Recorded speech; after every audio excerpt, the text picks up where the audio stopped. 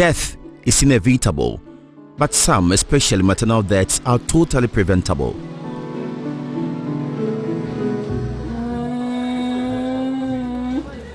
So 9. 2 years ago at the Kwamfonochi Teaching Hospital, it was the norm for a woman to die at the point of delivery.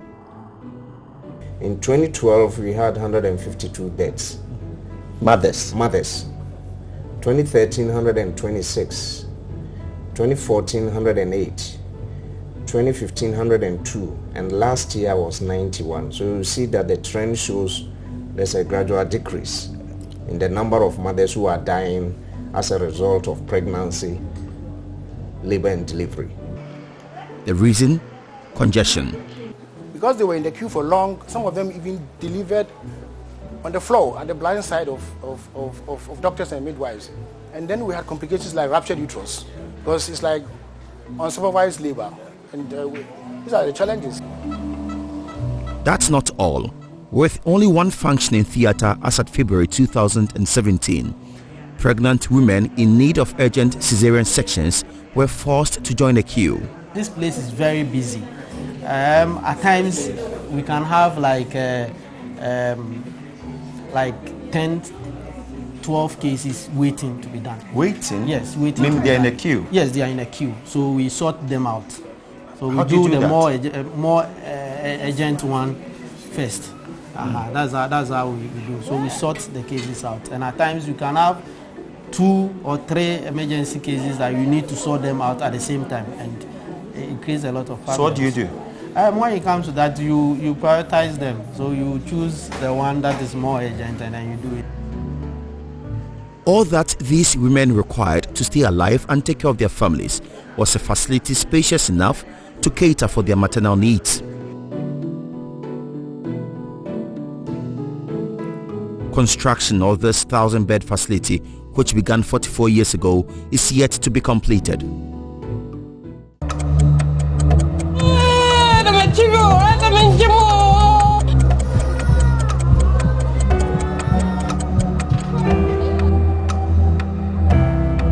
I'm appealing to all Ghanaians.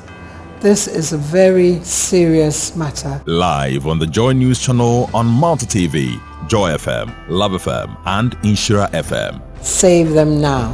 A quick intervention from the First Lady Rebecca Kufuado and the Multimedia Group Limited, as well as members of the society, saw the construction of this ultra-modern maternity and mother and baby unit in a record time of 6 months.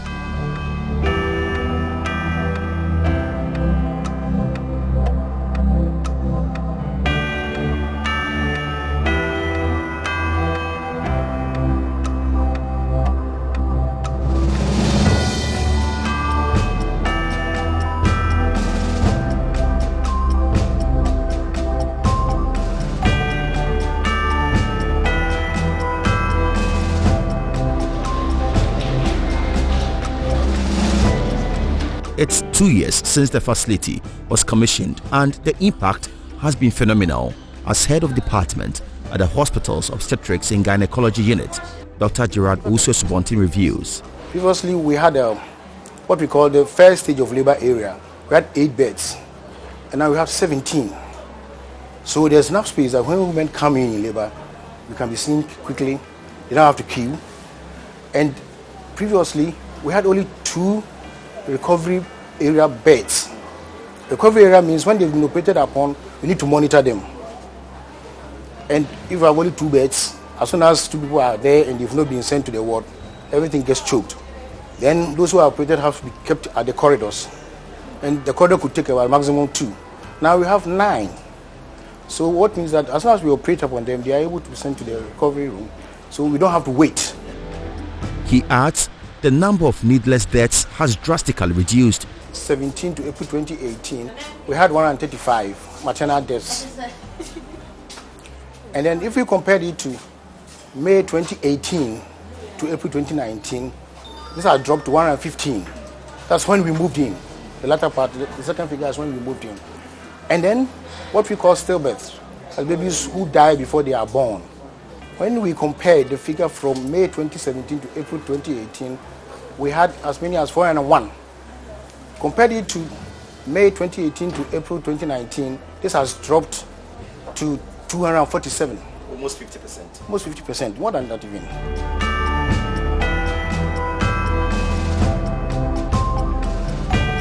The 9 birthing beds fixed in 9 different cubicles in the maternity ward of this facility have totally resolved the congestion. 2 years ago, there were only 2 such beds available and there was no privacy. Doctors and midwives here do not have to rush patients through delivery to make way for others anymore.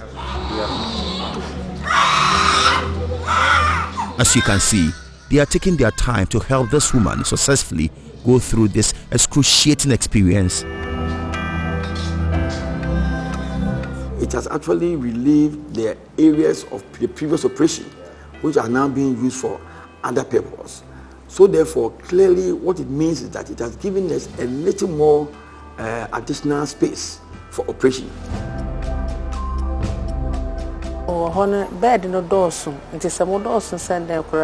Beds are many at the new maternity ward, but that is not where you stay after delivery. I was brought here in the night after having my 4th born. This time, however, I gave birth at 11:30 in the night and was brought back to the old maternity ward at 5 a.m. There is more than enough space for us in both the old and new places now.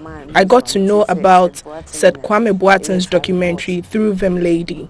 We are thankful to him for putting this together to help us. If anything shook Ghanaians and mobilized them to support the immediate construction of this new facility, the unacceptably high number of preventable deaths at the mother and baby unit was the reason. Roughly, our mortality rates are around 20%, which means that a fifth of the babies who come in will end up dying. So that would try maybe what? On a bad day we can lose 6-7 babies. We've had days when we've lost as many as 10 in a day, but very often I'd say 3 or 4 a day. But I think the point is, occasionally you have a baby who is so bad, maybe he's born with a very severe birth defect, who you really know from the beginning that there's nothing you can do. But very often you know that there are babies who could have done something if you had everything that it took to be able to.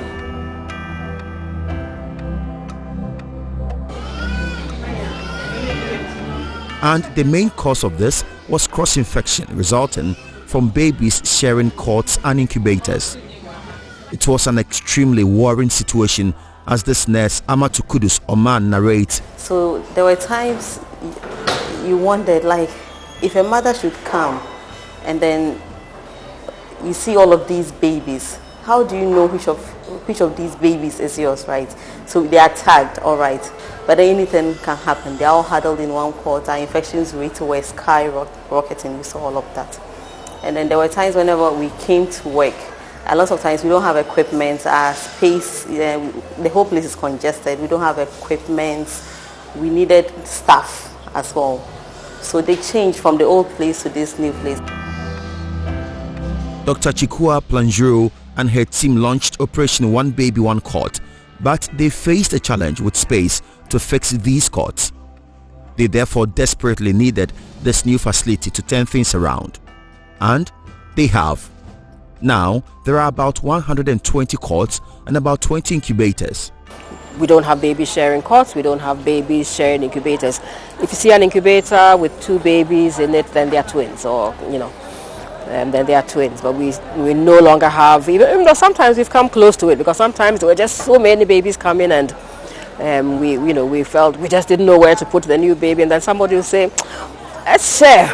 But then, somehow, I think God has been good to us. We've always been able to find maybe one baby who is a little more stable, remove him out, clean the incubator and put the new baby in. So since we came here, generally, we have not had to pair babies in cots. Yeah.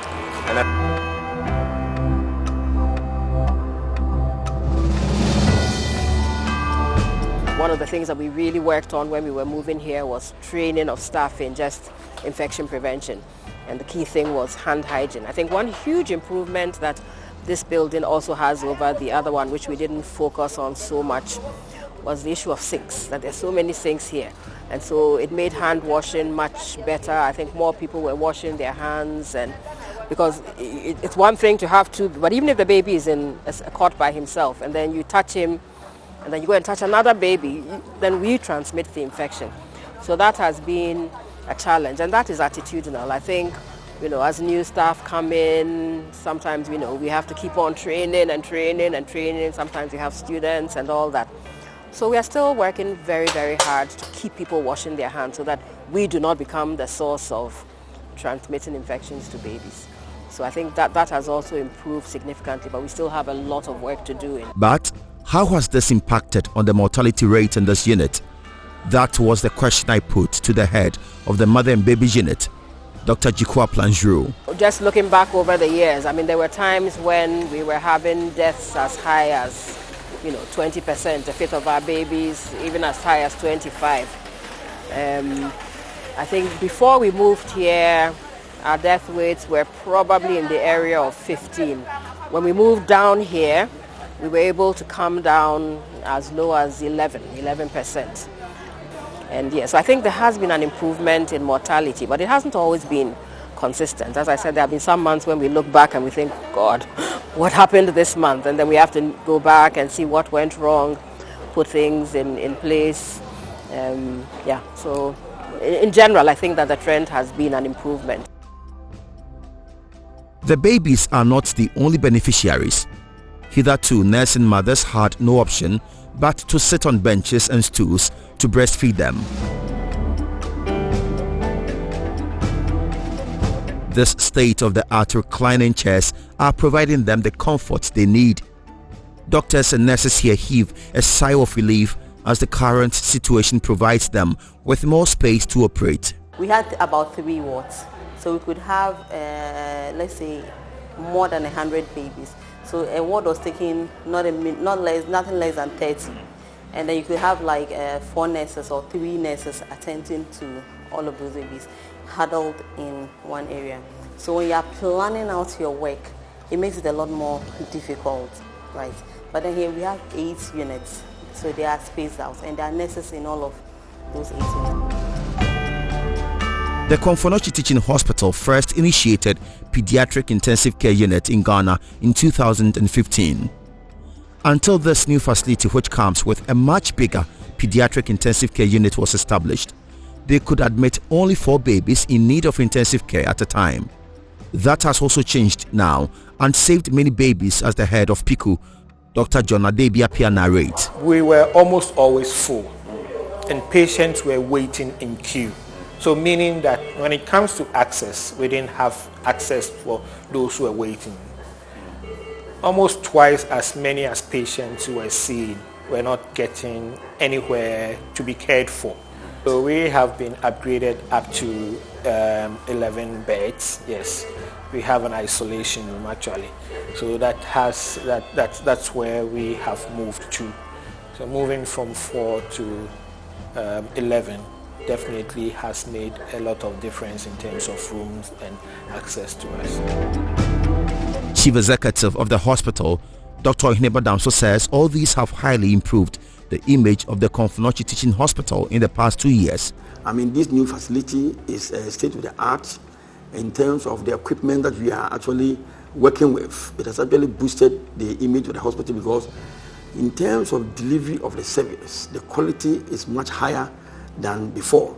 And therefore, for those who patronize the services there, the mothers, even fathers who come to accompany their wives, they are all very appreciative of the improvement of the services and the serene environment that they come into.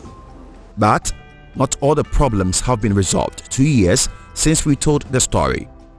Mothers with their newborn babies on admission still have serious concerns. We had various promises from various people, but none of them actually materialized. So where the mothers sleep is still a huge problem. So basically they don't have anywhere to sleep. They can't go and sleep up at old MBU. We have been forced to use half of that place for our preterm babies. But basically it's the same, it's just an open space. They sleep on the floor. If you walk around this building, you'll see some of them sleeping in the corridors. Right now the weather is really cold. I can imagine they must be having it really tough. Some of them A few who are a little bit well off have cars and they park their cars back there and sleep in it. But most of them are just sleeping rough. Some of them get space up there. Some of them sleep under the block behind us. Some of them sleep around here. And as you can see, some of them just stand around until it's time to go back in and breastfeed their baby. So the mothers, I think that by and large, I wouldn't say we've fully sorted out the babies. There's still a lot to be done. But for the mothers, I don't think anything has changed. It's still very, very, very hard for them. And these are women who have just had babies. So you can imagine, the problems that they face. So that's still a big problem. They continue to sleep on the bare floors in those 2 small rooms I found them 2 years ago. They still don't have places of convenience or bathrooms to take a shower. In fact, they tell me they are worse off. We the mothers, we don't have the proper place to sleep. Even water to here is very hard for us. We don't get water to bath. Even toilet facility too is our problem here. We are facing a lot of challenges here, which is not helping the mothers. Unless you go to the emergency side to pay before you can ease yourself. Meanwhile, we have toilet facilities for patients here, but they don't allow us to visit it. Why? It's always closed. When you demand for the key, they say they won't give it to you. So we are facing a lot of problems here. You need to fix them. You need to fix all these problems for us because it's not easy. It's not easy. Fetch water from downstairs and carry it all the way up. Authorities have also assigned the washrooms near here to the mothers whose babies are in the incubators. When you are pressed, you have to run all the way upstairs to use the washrooms before coming back here. It is very stressful. We need you to come to our aid.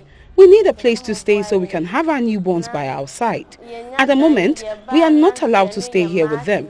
You step out and by the time you return, your baby would have been crying helplessly for so long.